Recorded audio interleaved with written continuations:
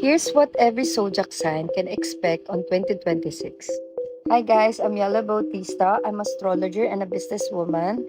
So, in this video, I will share guys kung ano nga ba ang pwedeng expect ng bawat zodiac sign sa 2026. Hindi na ako magpapaligoy-ligoy pa. Just keep on watching. Aris, hindi ka pwede magmadali for 2026. Kailangan take it slow kasi the more na minamadali mo, the more siyang hindi papaldo. Okay? Kapag pinilit mo, mas lalo siyang harangin ni universe. Kaya take it slow.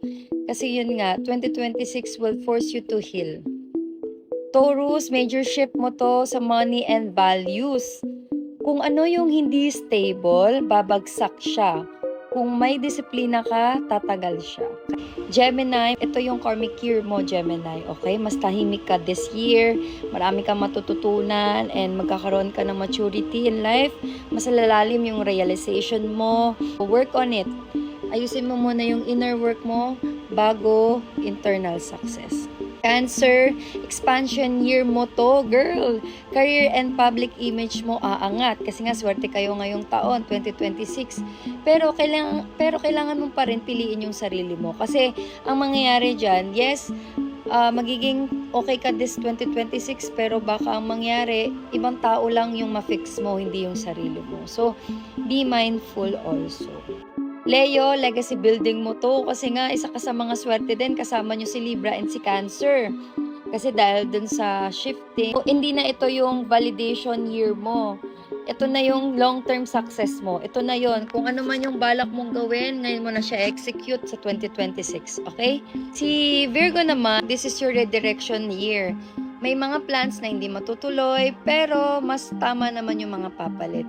Basta trust the timing, okay? Basta this year, may mga taong mawawala and it's okay.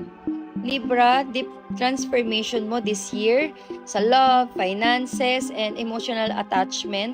Emotional attachment mo, magre-reset siya. So,